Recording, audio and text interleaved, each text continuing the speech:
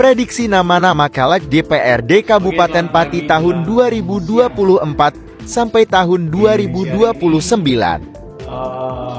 Aku akan sedikit mengulas, lebih tepatnya berprediksi ya.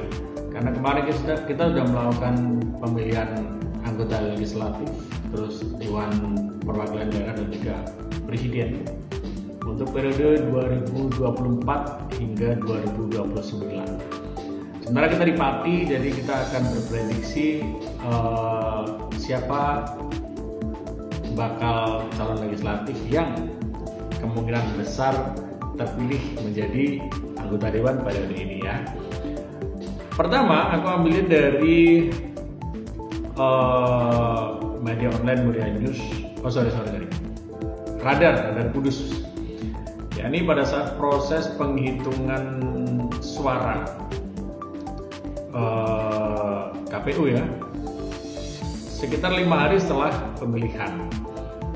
Jadi waktu itu proses penghitungan suara udah mencapai 80% dan perkiraannya adalah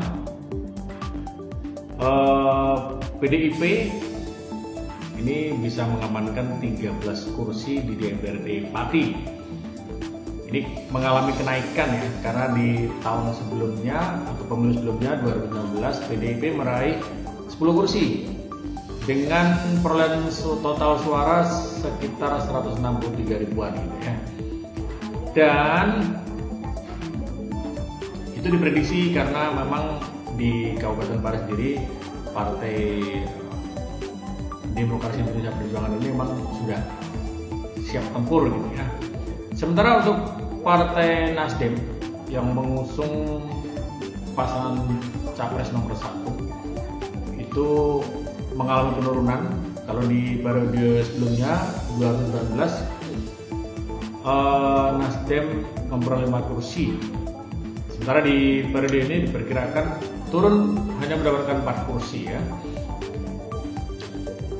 Terus Partai Gerindra peluangnya tetap mendapat 6 kursi, dan P3 yang mengalami kenaikan ya, dari tahun 2019 hanya 5 kursi, sekarang diperkirakan bisa mendapatkan 7 kursi. Demokrat turun. Kalau kita bicara P3, kemarin di liputan CNI Pati sudah ada liputan terkait caleg P3 nih yang unik adalah caleg bapak anak yang kemungkinan jadi. Kalau Pak Suwito itu memang incumbent ya dan memperoleh suara banyak sehingga potensi memang jadi, dan anaknya yang di dapil 1 walaupun perolehan suara nggak sebanyak bapaknya tapi peluang besar jadi ya. Oke. Perkiraan untuk formasi kursi anggota legislatif di DPRD Kabupaten Pati 2024-2029. Dapil 1 itu memperebutkan 10 kursi. Dan dari perolehan suara sementara ini sekitar 5 hari yang lalu. Berarti ya betul, 3 hari yang lalu ada 10 kursi yang berhasil di dapil 1 ya. Itu dari PDIP. Ada nama caleg Samsi Suhartini dan juga Siti Aisyah.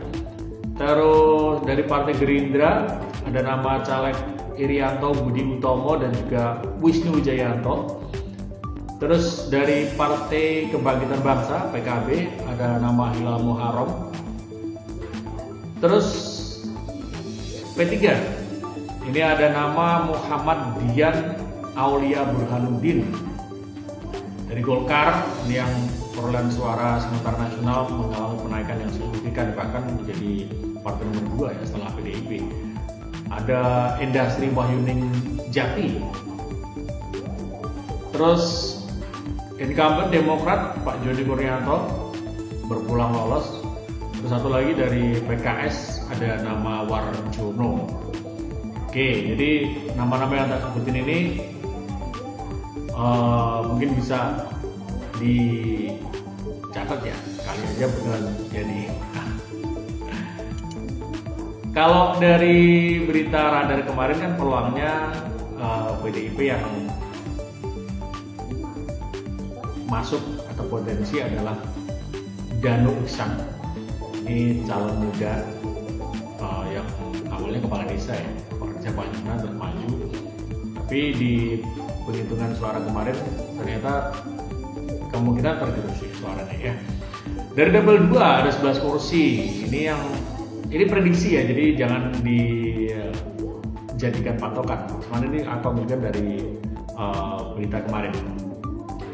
Dari Partai Demokrasi Indonesia Perjuangan ada nama Teguh Bandang Waluyo, Yoga Dermawan Nur Saputra, terus Muhammad Danung Singgih Haji. Kemudian dari PKB ada 2 nama, Muntama dan juga Muhammadun. Terus dari Gerindra ada 1 nama, Maulana Andika Prastya.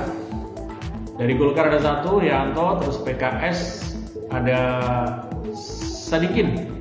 Kemudian Demokrat ada Dian Adi Nugroho. Terus P3 ada Muhammad Yasin Sodik. Dan 1 lagi dari Nasdem, Karmito. Ya, tidak banyak pergeseran ya dari penghitungan tanggal 12 yang lalu. Dari dapil 3 yang memperebutkan 10 kursi. Dari PDIP ada 3 caleg yang kemungkinan besar lolos. Ada Sudi Rustanto, Eko Sulistyo dan juga Adi Pamungkas. Dari Nasdem ada nama Didin Syafruddin. Dari P3 ada Muslihan. Dari Gerindra ada Yeti Kristianti. Dari PKB ada Haryono. Dan dari Demokrat ada mungkin PKS Narso dan 1 lagi Pak Soekarno dari Golkar. Ini yang berpotensi lolos berdasarkan penghitungan suara yang prediksi ya. Pak Soekarno yang juga relasi di Jayadwi Pati. Mudah-mudahan ini jadi beneran ya.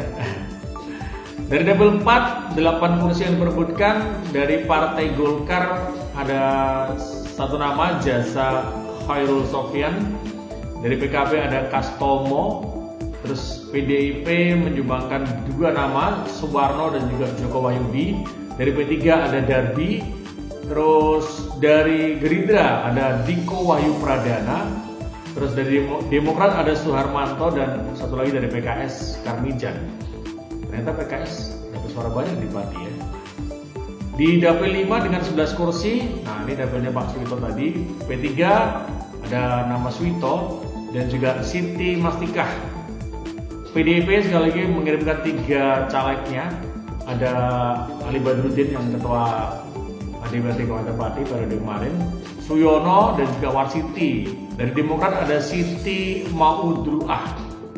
PKS Sutrisno dan Golkar Kamari, PKB Bambang Susilo, Gerindra Hardi dan Nasdem Miftahul Abid. Terus dari dapil, udah dapil 5 berarti ya? Dapil 4 yang belum dapil 4. Oh udah. Nah, jadi itu perkiraannya. Jadi aku memang sengaja mau membahas itu.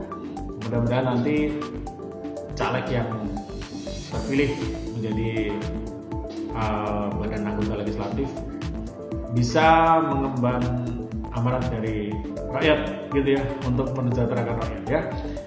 Jadi data yang aku sampaikan ini tampilkan dari sumber berita media online, bisa dikatakan prediksi karena keputusan semuanya nanti dari KPU ya, untuk penghitungan semua dari KPU. Dan mudah-mudahan ke depan, karena saya TV Pati ini satu-satunya media televisi lokal di Pati yang siap bekerja sama menjadi partner media untuk bisnis ataupun untuk sambung lidah rakyat. Salah satunya misalkan dulu kita ada TV Parlemen, ada juga saya TV Sport, ada juga program Tilik Desa dan lain-lain, akan menjadi program mata yang apik jika ada kolaborasi dari media, terus legislatif dan juga eksekutif. Gitu ya informasinya. Salam dari Cahaya TV. Salam.